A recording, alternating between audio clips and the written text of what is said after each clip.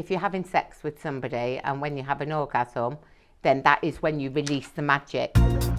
British people are weird as hell. Eccentric, quirky, characterful. But I'm not saying that's a bad thing. I love weird. I've made it my mission to celebrate Britain's most obscure.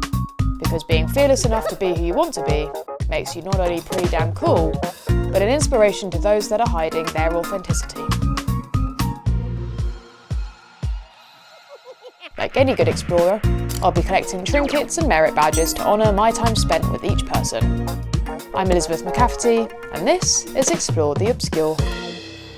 Do you want to make somebody obsessed with you? This is an instant karma spell. Hex someone who's a dickhead. This is the Coven of Gaia, a coven of witches based in Coventry. They are hidden off the side of a motorway where they can practice their witchcraft in peace. They've accumulated over 500,000 followers on TikTok alone, and today is a content day. We ready? Yeah. Silence in the room. Is everything going wrong in your life? You can get some rosemary, add some orange oil to bring good luck. Fortune smiles upon my way, good luck shines bright for every passing day. When I think of a witch, I think of hocus pocus and broomsticks. But it seems even they can't escape the grind of social media influencing. Have a blessed day. Is that over a minute, Kerry? Yeah. Good. No one gave me a thumbs up. Give me over to a thumbs. I had to guess. Oh, it's all right, Kerry. It's not too bad. When did you begin the coven? Sort of, how did you all get to know each other? I knew I was a witch when I was probably a teenager, because whenever I wanted something, it always happened. And I was brought up a Roman Catholic, as a lot of witches were brought up Roman Catholic, and I thought I was a special child of God. And then when I got a little bit older and could get a hold of books, different books, alternative books, then I realised I was just manifesting things myself. My mum died when I was 9, and then I was trying to work out, if God was this all wonderful person, why would he take a mother away from a 9-year-old, a 7-year-old and a 1-year-old? And I just thought that was not the way God should do things. So I started looking at other things, and I started practicing solitary until I joined the coven, and no one really knew I was a witch. How did it feel to suddenly be able to reveal that you're a witch openly? I mean, my neighbour hates it because she thinks I'm casting spells on her all the time. I am. There's a spell jar right next to the fence to stop her harassing me. But yeah, it's that relief that you haven't got to hide in the broom closet anymore, and you can just practice as you want to practice. I was very proud to be made a historian and an elder, very honoured to be considered an elder. And I said to Julie, well, thank you very much. Is it because of my wise counsel and my knowledge of witchcraft? And she said, no, it's because you're fucking old. And So Anne's the scribe, Anne's husband, he's the other scribe. You're a historian, aren't you? Yeah. You haven't been allocated yet, have you? No. Clairvoyant, the astrologer, one of the spirit guardians to protect us, and healer. In the 2022 census, 74,000 people in the UK claimed they were pagan.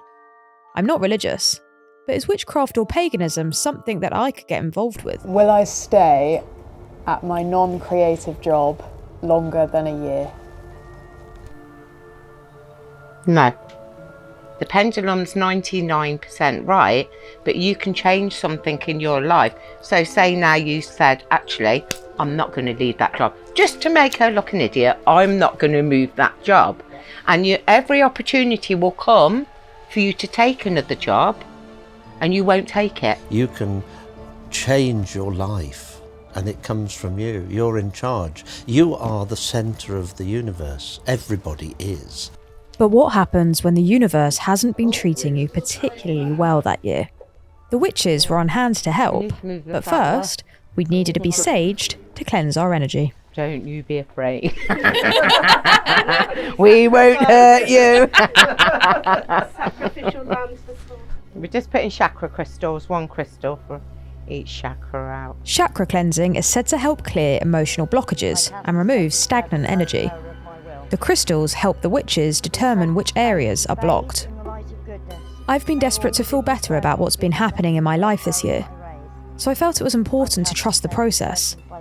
But meditation, or having an empty mind, is something I really struggle with.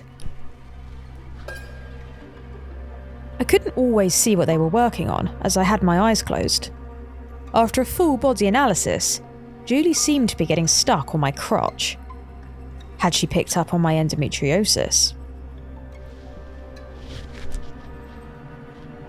Meanwhile, Kerry also seemed to be getting stuck on my head. I wanted to know why and started getting nervous. Had they found something really wrong with me?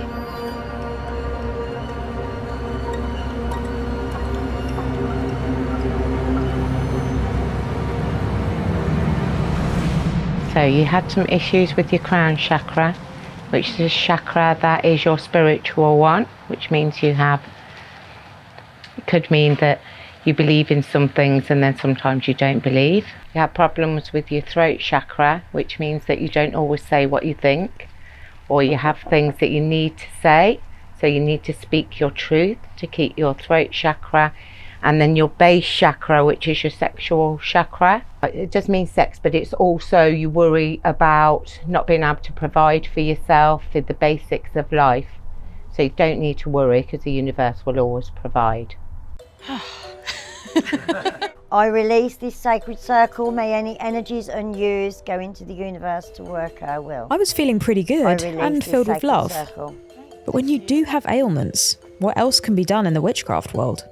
This is our sort of herbal shelf. So because these are things we use a lot in witchcraft, so we bring them down here. These are oils that relate to a different, so the summer solstice is a fire festival, so we'll use the fire oil to anoint ourselves. How do you make fire oil? Well, it's just whatever's in that. Smells nicer. It does. Oh, this is mugwort vodka. You must try it. It's proper nice. Do it. Under your tongue. Oh, do it. I'm nervous how nervous you are about me trying it. It's because the one that we had recently. It was. I might need another cleansing afterwards. Some of the Coven, when they first started, they had like a few mental health problems, and they were on what they called them things. They were all on antidepressants. They're all on antidepressants, some of them, and I'm not one for So I said, oh, just take my tinctures instead, which sort of do the same, but they're healthy. They're more healthy. So now none of them are on antidepressants, are they? And none of them need the tinctures anymore. They're all sorted.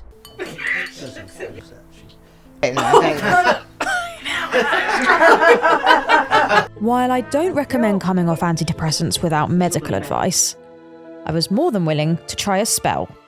But the process was a bit more complicated than I'd thought. I cast this sacred circle by the power of my will. I call upon the elements of earth and north to protect us during this ritual. Mark, can you light? Oh, have you got your light? Candle will be fine. Oh, it's You can use a candle. Super. Element of air, we welcome you. We welcome you. Element of fire, we welcome you. We welcome, We welcome you. Element of water, we welcome you. We welcome you.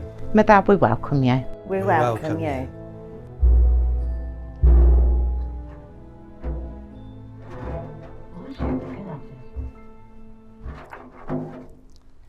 Earth my body, water my blood, air my breath and fire my spirit. Earth my body, water my blood, air my breath and fire my spirit. Earth my body, water my blood, air my breath and fire my spirit. Earth my body, water my blood, air my breath and fire my spirit. You can feel the energy pulsating in the room. It's only 4 lines. So all we're going to do now is write down what it is that you want. You have to get that emotion inside you of how you would feel when whatever you put happens. Would you be emotional? Would you be joyous? And you have to feel that emotion inside. And then you hold that emotion and then release it. Nice, and we go, ah! When they do it, it's like, oh my god. Then put it in here. Yep. I'd be lying if I didn't admit I felt like a bit of a twat trying to embrace the emotion of being a millionaire. I tried to manifest a house in the country, and I got a house in the country, but it wasn't right. Yeah, okay. And so then I had to be really specific about what it is that I want. If you want to manifest more money in your You might win life, 50p tomorrow. find 50p on the floor tomorrow, your spells worked, but you weren't specific enough. Say you've got a bill that is £200, well ask for, and don't be greedy, you ask for the money you need. Sometimes I get silly and I'll say, right, I want 15 grand. And I'll literally get the 15 grand, but I'll give 10% of that away. Manifest what you need, not what you greed. Yeah. Because the universe won't give you what you're greedy for, the universe will give you what you need. One of the girls who used to be in our coven, she knew the only way she could get a large amount of money was her mum dying, and she did it anyway, and her mum died, and I really couldn't look her in the eye after that. I definitely wish I'd gotten this advice before I cast my spell.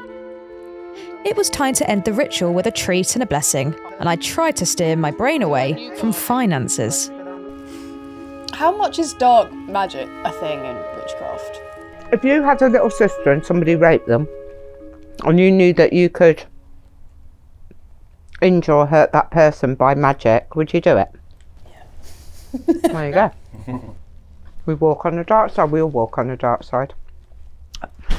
We walk on the light and the dark. You wouldn't know what light was if there wasn't darkness. Somebody we know, I won't mention their name, but their partner was a bit hands happy. When we saw her, she had, to me, it was a foot mark on her arm. Yeah. And I said, you tell him, if he touches you one more time, then I'm going to break his leg for him. And actually what I meant was I'm going to go round and break his legs for him. And guess what? He fell over the next day and broke his ankle. But that's when you decided you've got to be careful with how you word things and in your emotional state. When I get angry, if I get really, really angry, and then I say things and then they tend to happen. So I tend to try and stay on a calm level most of the time, so that can't happen. That's why I've got a dead husband and a dead ex. Witches got a bad name in the old days because they used to have their spells with eye of newt, hair of dog. That's just herbs. It's code for a herb. If anyone got their book, they would not know what the actual ingredients to the spell are unless they're going to look for frog's legs and newt's eyes and all that. Their spell's not going to work. But sometimes the responsibilities of being a witch can take its toll emotionally. We had a little girl who used to come to our festival called Little Flo, and she had leukemia. Oh, she loved to have festival. Yeah, she did. Don't stop, you'll set me off. She'd come to our festival, she'd come to our Viking feast, she was absolutely amazing. To rituals Come here. to ritual here. Yeah. Come for healing, but we couldn't save her. And her mum phoned us and said, oh, her time was coming. So I messaged everyone in the coven, didn't I? And we all sent, so I texted her mum and said, we're all going to send like a white light now. And literally as we sent the white light, she passed over. The same minute as she received the text, Flo died. And Paula took her over, which was a big comfort to her mum. When these traumatic things happen, have you ever turned to therapy, or is it more the coven that helps with those difficult processes? I've never been to therapy. Have you been to therapy? I think because we all come from different walks of life and we all come from different paths, we sort of help support each other along the way. Some of us work sort of in different areas of that, more medical sides and more, so we have a bit more input with that side of things. But I think we just all support each other like a family would.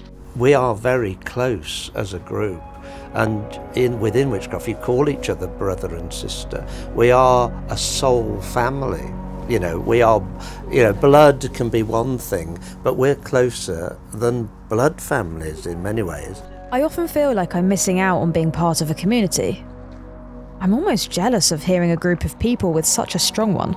It was time for fresh air, and Julie had the perfect place for it, at the bottom of her wishing tree. Around there, and then just close your eyes and just hold on to the tree, okay. And then just let your mind go blank. One thing that really struck me was how protected I felt in this nurturing environment. I realised how much I've been craving this feeling, and I don't feel it often in the busy chaos of London. Julie was kind enough to then let me take a peek in her home. Our chats became deeper over a cup of tea. 2 years ago, one of my dogs had, I went to the vet, I said, it's not right, and they said, he's got a tumour on his spleen. So I said, okay. So I called my friend down, Barbara, who's a shaman, and we all did healing on him, and Barbara came down and she did a shamanic healing on him to remove the tumour. And he was booked in for the operation to remove the tumour, and so they took him in and cut him open, and then they phoned me at work, didn't they? And they went, there's no tumour on the spleen, but the x-ray showing a tumour on the spleen the size of an orange. The skin on the spleen, or whatever it would be, is like puckered, where it looks like something's been. What do you want us to do? And I said, perhaps remove the spleen anyway, because when you do a healing, you can only do it for so long. You can only keep that healing. If the universe want to take that person, they'll take it. So we can only stop it for so long, and then nature will take its course. So he should have died, really, that dog, then. Yeah. He should have passed on from the tumour, but we messed with the universe. We messed for our own benefit. And so then the next thing was, he got this massive infection. Like, that should have killed him, shouldn't it? Yeah. He got this massive infection. Every stitch in him burst open, and this stuff poured out of him. Nearly filled a bucket, didn't it? It was vile. It was in the office. Yeah, it was vile. And I had to take him for 3 months. Every single day I had to take him to Rugby, to the vets, to be bandaged up, and while they checked it. And this was because so he should have passed, and because we'd messed, and then so we'd got rid of the tumour, so then it tried another way. So then in the end I said to Mother Earth, I said, can you do it? You know, you don't really do deals with deities, but I do.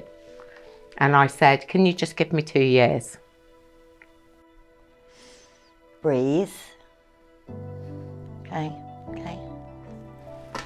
So unfortunately, Blue started having nosebleeds in the office. And, well, he had a couple, 2 years to the date. And then at the festival on the Friday, and his breeder was there as well, wasn't he? So his breeder was there as well. He had another nosebleed, and he had to be rushed to the vet. And it was discovered that he'd got cancer.